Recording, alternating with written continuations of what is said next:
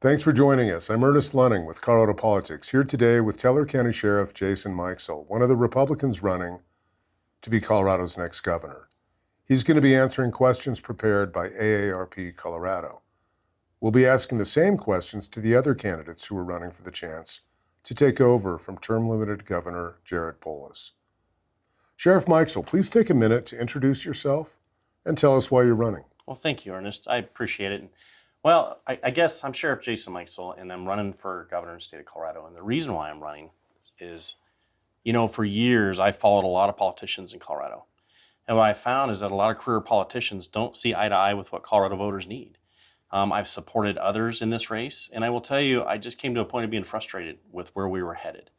I'm a business owner in Colorado. I'm also a sheriff in Colorado. But I see the population of Colorado really needing somebody that can lead and show leadership. We've had 8 years of failed politics in Colorado and really failed leadership for all the different issues that have happened. We need somebody that can stand forward and do the right things for people here in Colorado. And I think from the working class all the way up through everyone in Colorado and throughout Colorado, not just Denver-centric. So I'm that candidate, and I think I'm the only candidate that can win an election here in Colorado. Well, thank you. New data shows that there's more than 1 million family caregivers in Colorado. What kind of policies or legislation would you champion to ease caregiver burdens?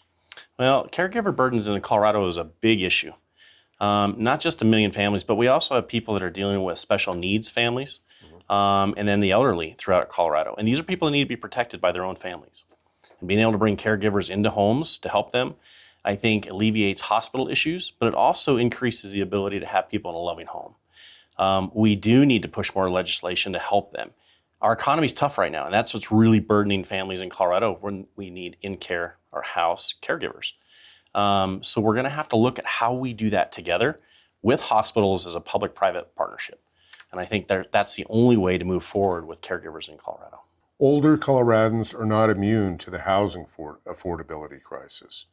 What policy solutions will you seek to help Coloradans age 50 and older find and keep affordable housing? Affordable housing for the elder population in Colorado is a big need. A lot of that was based on poor loan systems in the past. We need to work through legislation to make sure that people aren't taken advantage of when they get their loans in Colorado. The other side of it too is to work on how we reduce their costs every year with taxes and or energy costs and the different things that affect them. We need to take care of our elder population. It's something I do with my county. I've been helping with the food banks and the energy issues because really a leader has to step forward and start that process now and in local communities. Well, thank you. As the number of Coloradans over the age of 50 increases, what can be done to help them age in place and remain in their communities? Well, I think we go back to those same programs. We've legislated taxes being in place. So if you buy a house and you're 2 or 3 years prior to age 50 and you're starting that retirement process, you really have a contract in Colorado with those home purchases on what your prices are, and you budget accordingly. So when you go on a fixed income, you're not making more money, right? You're trying to ease through life and with family and different things. But the problem that happens in Colorado is that as we increase taxes and fees and all of those things, it has an impact on those folks that are living on a strict budget. And then they start losing their homes and they have to downsize or they have to move out of a family home. We need to make sure when they purchase a home or they don't have to go and deal with what Colorado's budget issues are, they need to be able to stay in place where they're at without having those costs go exponentially higher than what they can afford. What do you see as the biggest public health challenge facing this state, and how will you address it? Well, I think a lot of that is behavioral health issues. Look, crime issues are also in there. Colorado has such an impact right now with so many different crises that are affecting our populations as they are. Mental health has become a massive concern that we're not taking advantage of the necessary needs of Colorado patients. Are homeless. Homeless isn't a criminal issue, it's a behavioral health issue. And we need to be increasing our mental health capacity in the state to help with those things. So that we're just not shuffling people from different houses or locations. We need to be getting them the help they need. And that also will help with all of those different issues in Colorado. Thanks. From a legislative perspective, as governor, what can be done to improve our state as a great place for fitness health, and well-being for Coloradans of all ages? Well, I think that's a broad question. It has to do with a lot of different things. Here's the thing about physical health. Physical health means that I have to have a safe environment, an area that I live in, I have to be able to afford. You can't go out and do extra things to help your physical well-being if you can't afford to do those things, or you feel unsafe in a location to do it. Look, if you are in the Garden of the Gods in Colorado Springs, or you're on a hiking trail here in Colorado, you shouldn't have to expect that your safety would be at risk even walking on those areas or being in those areas. There's much more to that question that has a broader impact on what's really happening in Colorado. From the consumer perspective, the state legislature is tackling major consumer safety issues as technology rapidly evolves and changes, such as putting guardrails on when businesses and governments use AI to make major decisions that impact people.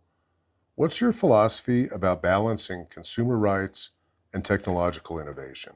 Well, here's one of the problems we have. We're going to have AI, it's going to move forward, so we have to really strategically look at making it safe for the consumer. The other piece too is we have to balance that with a consumer's right for privacy. And the consumer in this state, we can't drive costs through the roof and make it a government plan on how to control AI for costs for consumers. I think consumers in this state have had so many costs placed on them by the state of Colorado. We need to reduce those things. Colorado kind of, as a government, we need to stay out of private industry to a point to allow it to expand and adapt to what Coloradoans need, but not to influence those issues. Groups like the AARP consistently hear that rising utility costs pose affordability challenges for Coloradans on a fixed income. In addition, inadequate heating and cooling can cause significant health risks for older Coloradans. As governor, how would you balance competing interests, clean energy targets, data centers, etc., and ensure affordable utilities for older Coloradans? That's a good question, Ernest. And I'm going to tell you, here's the problem. Our green energy, even though when it was produced or thought of was a good idea, the problem is it cannot produce the amount of energy we need in this state. We need oil and gas. We need to bring back and get rid of limitations to where you can't have gas in your homes anymore. It's one of the cheaper ways to heat homes. The problem in Colorado is that the way we've done the Clean Energy Acts has increased more towards wind and solar. The problem is they can't scale those, right? It's not a scalable energy like other renewable energy sources. So when the demand is high, these systems can't expand to meet those needs. They're fixed. So we need to be looking at nuclear energy systems. We need to be looking at oil and gas and producing a hybrid of all of those systems with clean energy, but make it more affordable for Coloradoans, because that's increasing the cost of builds, that's increasing the cost of products, that's increasing everything across the board. And really, we have a crumbling energy system in Colorado as it stands. Appreciate it. Colorado has established a first of its kind prescription drug affordability review board that researches and reviews the cost of prescription medications and even sets upper payment limits on certain medications. Do you support these kind of boards and this board in particular? And how do you plan on further ensuring medication affordability for Coloradans? You know, Ernest, that's a big issue in Colorado. And a lot of it is because insurance companies are leaving Colorado. The costs of Medicare or Medicaid or medical issues in Colorado are increasing exponentially. Yeah, we want to be able to drive down the cost of prescription medications. I have folks that work for me that are having to pay thousands of dollars for a medication, and it's the only medication they can use. It's the only one they're prescribed. They can't afford it.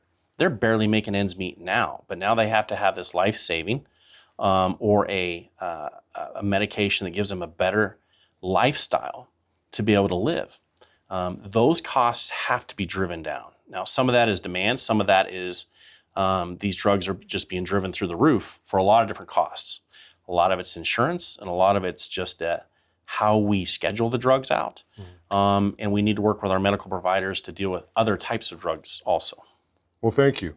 And thank you. Please check out our interviews with the other candidates for governor and candidates running in the 8th Congressional District on coloradopolitics.com and at AARP Colorado. And thanks for watching.